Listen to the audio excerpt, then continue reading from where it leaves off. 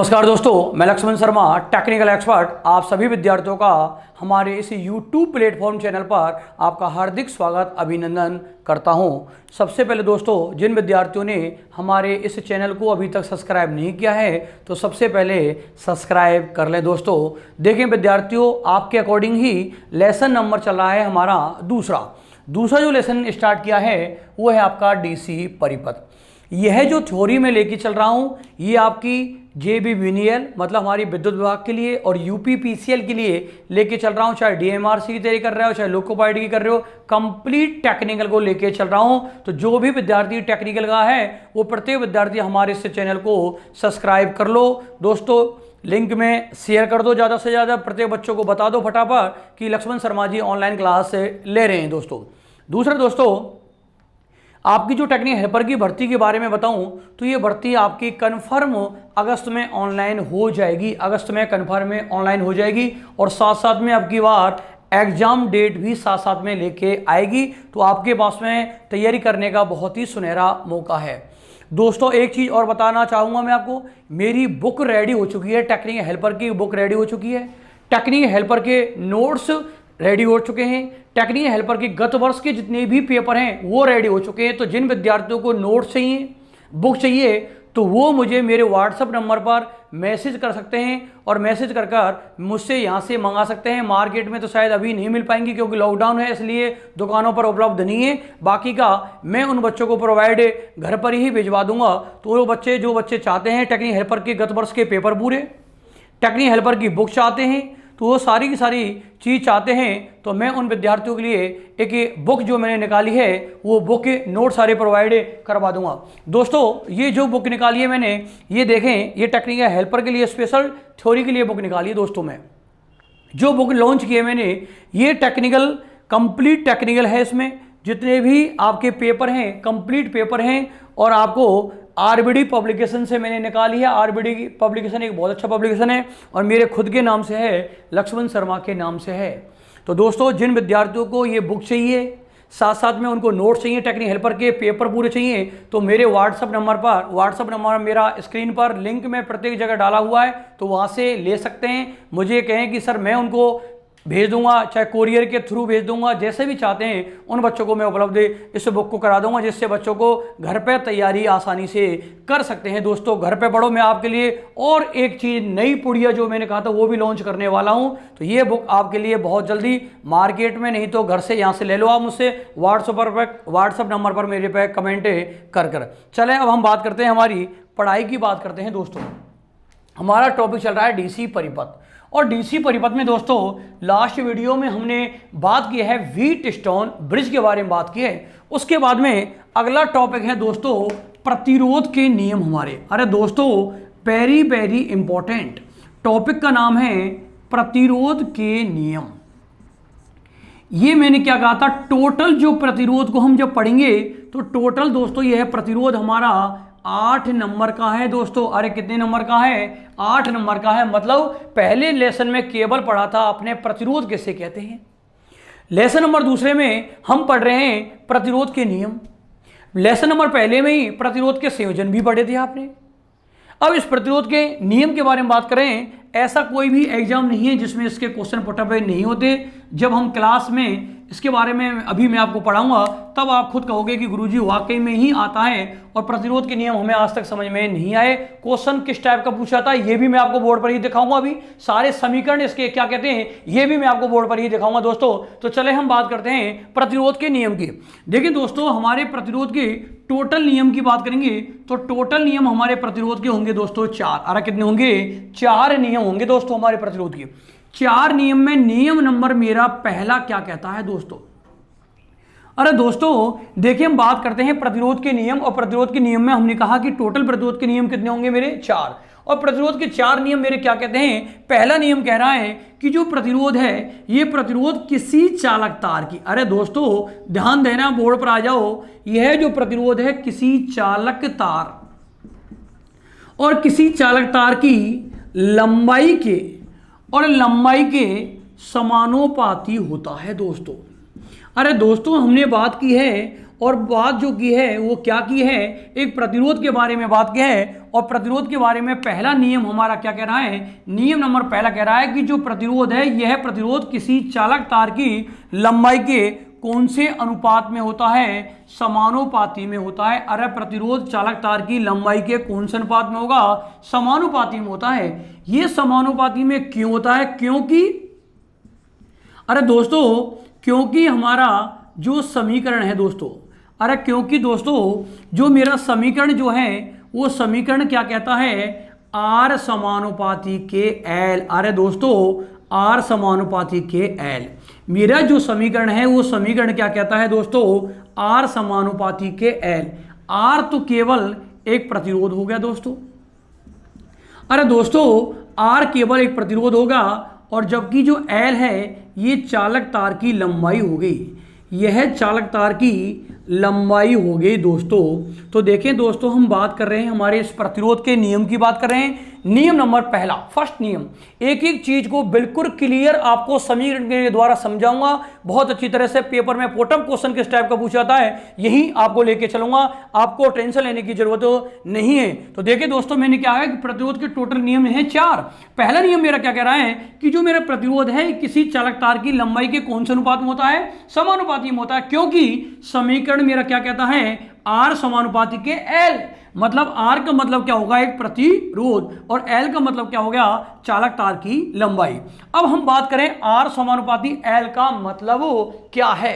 Are समानुपाती L का मतलब क्या है, तो ये आर समानुपाती एल का मतलब है यदि किसी चालक तार की लंबाई को, एल का मतलब क्या है, लंबाई है, तो लंबाई के मान को बढ़ाएंगे तो प्रतिरोध का मान भी क्या होगा, अरे बढ़ेगा दोस्तों, क्या होगा, बढ़ेगा। उदाहरण के लिए देखें दोस्तों, मेरे पास में एक चालक तार है, इसी चालक तार के बाद में मैंने इस चालक तार की लंबाई को क्या कर दिया, मैंने बढ़ा दिया, तो मेरा चालक तार का मान भी, चालक तार का प्रतिरोध का मान भी क्या हो जाएगा, बढ़ जाएगा। यदि मैंने लंबाई के मान को कम कर दिया तो प्रतिरोध का मान भी क्या हो जाएगा, कम हो जाएगा। अरे क्या हो जाएगा, कम हो जाएगा। अब आओ क्वेश्चन हमारे क्या क्या बनते हैं इस पर।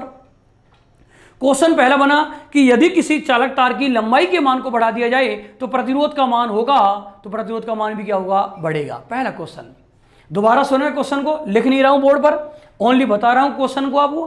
क्वेश्चन मेरा क्या कह रहा है, आप अपनी कॉपी में लिख लेना, नोट लगा के लिख लेना कि यदि किसी चालक तार की लंबाई के मान को बढ़ा दिया जाए तो प्रतिरोध का मान भी होगा, तो होगा आप कहोगे बढ़ेगा, तो ऑप्शन मिल जाएंगे, घटेगा, बढ़ेगा, दुगना हो जाएगा, 4 गुना हो जाएगा, तो आप लिख दोगे बढ़ेगा।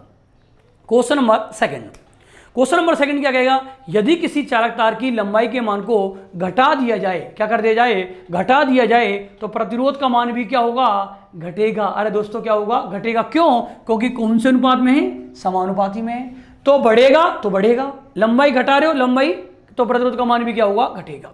अब इस पर एक और क्वेश्चन, यदि किसी चालक तार की लंबाई के मान को दुगुना कर दिया जाए, कितना कर दिया जाए, दुगुना, मतलब पहले एक जो चालक तार 1 मीटर का है, इसे 2 मीटर का कर दिया मैंने दोस्तों, कितने मीटर का कर दिया, 2 मीटर का। तो वो आपसे कह रहा है कि यदि किसी चालक तार की लंबाई को दोगुना कर दिया जाए तो प्रतिरोध का मान भी क्या हो जाएगा, अरे प्रतिरोध का मान भी दोस्तों क्या हो जाएगा, दोगुना हो जाएगा। दोस्तों क्या हो जाएगा, दोगुना हो जाएगा। कहानी समझ में आ गई होगी। क्वेश्चन किस टाइप के पूछे जाते हैं, इससे पहले टॉपिक पर ही, पहले समीकरण पर भी हमारे में क्वेश्चन जो पूछ रहे हैं कि यदि किसी चालक तार की लंबाई को दोगुना कर रहे हैं तो प्रतिरोध का मान भी कितना हो जाएगा, दोगुना हो जाएगा। कहानी क्लियर। समीकरण नंबर पहला आपको समझ में बिल्कुल आ गया होगा दोस्तों। चलते हैं हमारा समीकरण नंबर सेकंड। अरे समीकरण नंबर सेकंड की बात करते हैं दोस्तों, और समीकरण नंबर सेकंड क्या कहता है कि जो प्रतिरोध है ये किसी चालक तार के और किसी चालक तार के कटाक्ष क्षेत्रफल।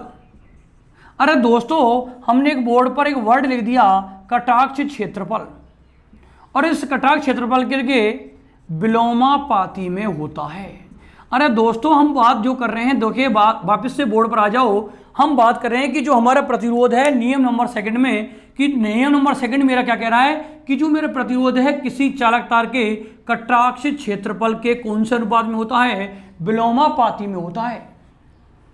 अरे आपने कहा कटाक्ष क्षेत्रफल, मतलब क्रॉस सेक्शन एरिया। अरे क्रॉस सेक्शन एरिया, कटाक्ष क्षेत्रफल का मतलब है उससे का एक क्रॉस सेक्शन एरिया, मतलब उस चालक तार की मोटाई। अरे उस चालक तार की मोटाई। चले साहब, समीकरण मेरा क्या कहता है साहब? अरे दोस्तों हमने कहा इसका समीकरण क्या कहता है?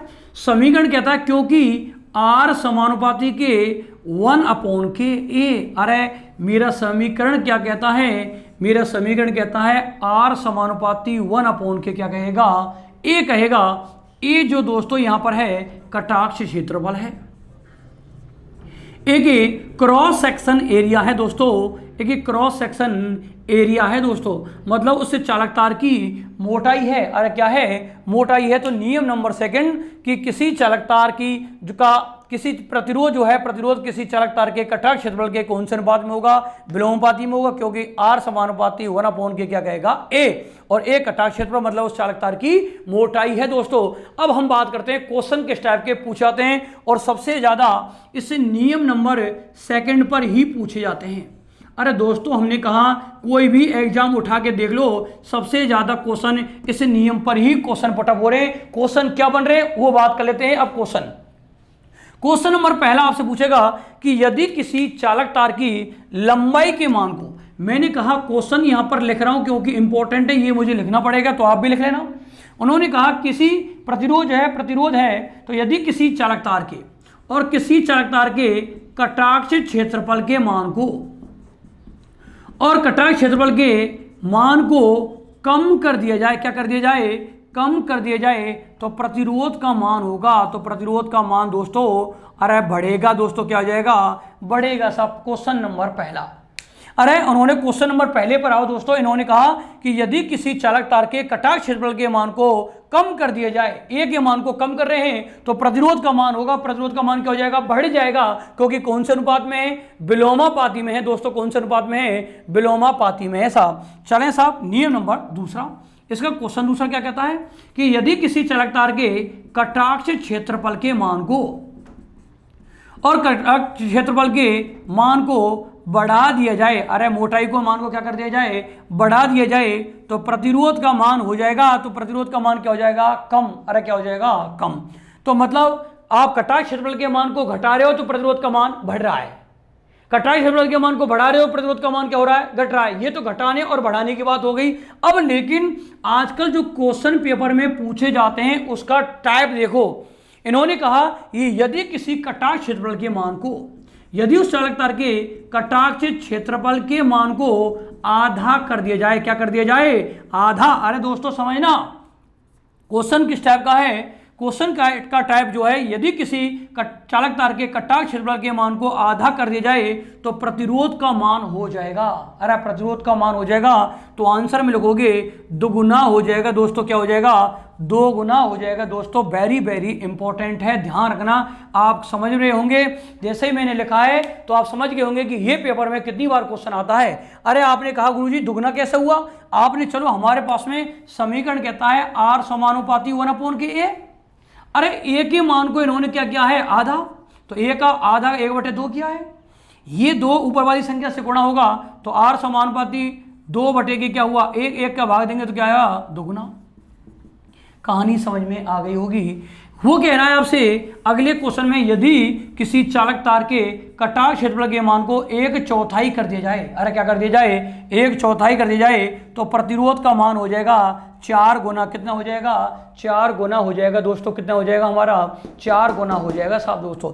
उसने कहा, ये भी पेपर में पूछा है, उसने कहा यदि किसी चालक तार के कटाक्ष क्षेत्रफल के मान को 1/8वां हिस्सा कर दिया जाए तो प्रतिरोध का मान हो जाएगा 8 गुना। कितना हो जाएगा? 8 गुना। कहानी समझ में आ गई होगी।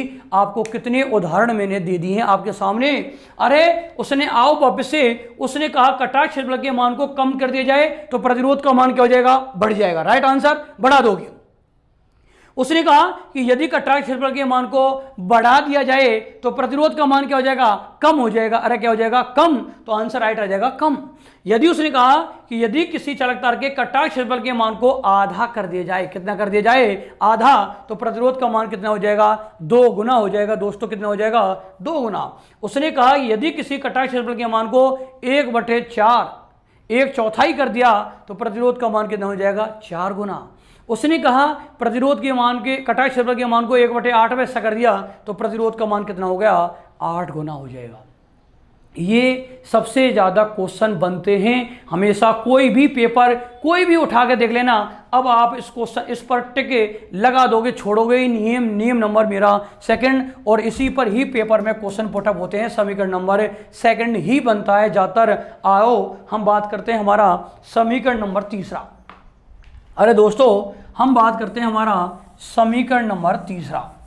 चलें सब हम लिखते हैं कि हमारा समीकरण नंबर तीसरा क्या कह रहा है साहब। अरे समीकरण नंबर तीसरा क्या कहता है, आओ समीकरण नंबर तीसरा कहेगा दोस्तों कि जो मेरा चालक तार है और ये है चालक तार किसी चालक तार की, और चालक तार की किस्म पर भी निर्भर करता है, किस्म पर भी निर्भर करता है। मेरा नियम नंबर तीसरा दोस्तों क्या कह रहा है कि देखें, ध्यान दो, बोर्ड पर आ जाओ। बोर्ड पर दोस्तों ध्यान दें, क्या कह रहा है कि जो मेरा प्रतिरोध है, प्रतिरोध किसी चालक तार की किस पर निर्भर कर रहा है, उसकी किस्म पर भी निर्भर करता है।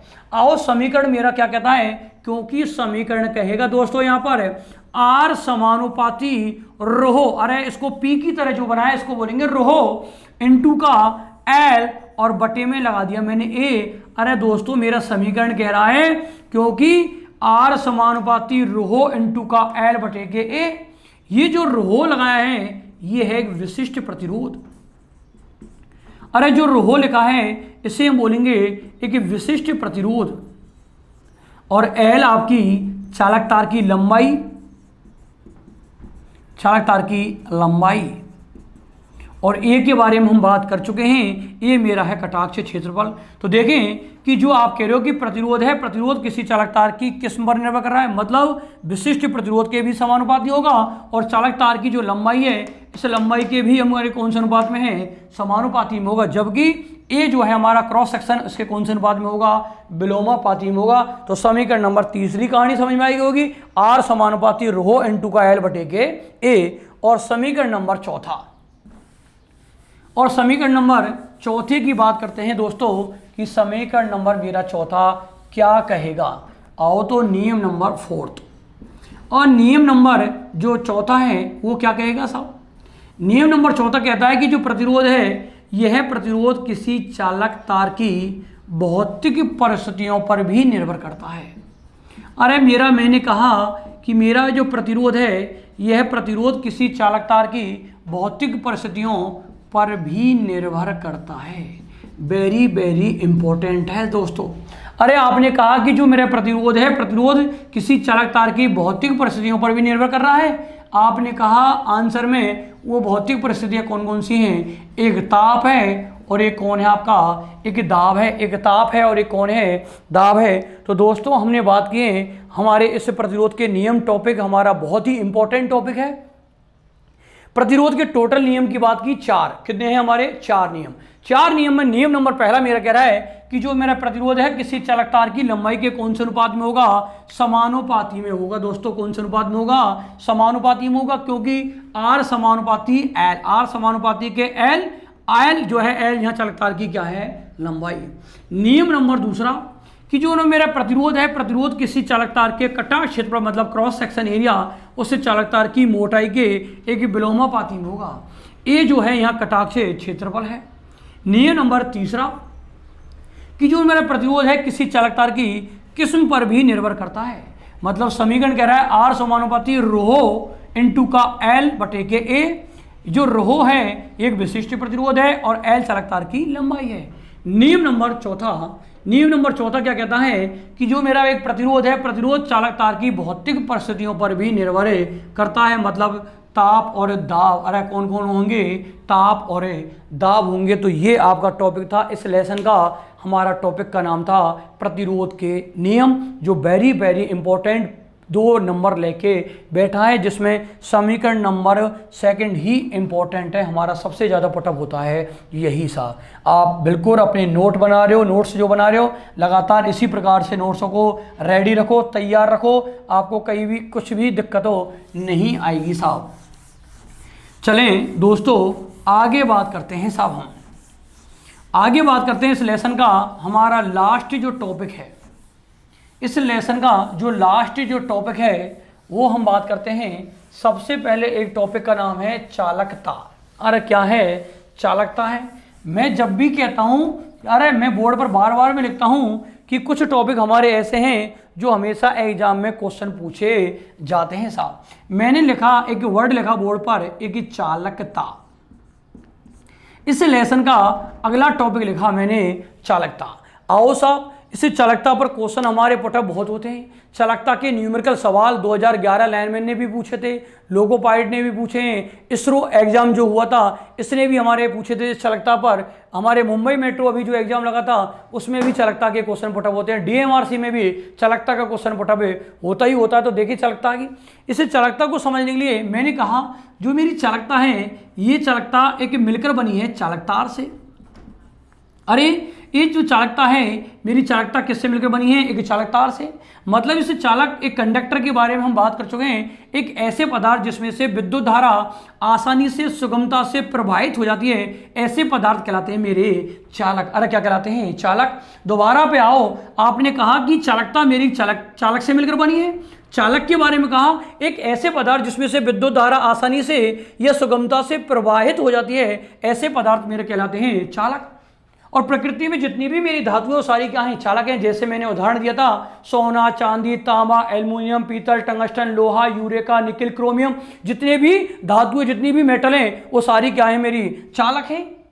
तो हम बात कर रहे हैं हमारी चालकता में कि एक ऐसे पदार्थ जिसमें से विद्युत धारा आसानी से या सुगमता से प्रवाहित हो जाती है, ऐसे पदार्थ तो कहलाते हैं चालक। और इन पदार्थों का यही गुण जो है, अरे इनका जो गुण है ना, यही गुण इनकी क्या कहलाती है? मेरी एक चालकता कहलाती है। दोस्तों क्या कहलाएगी?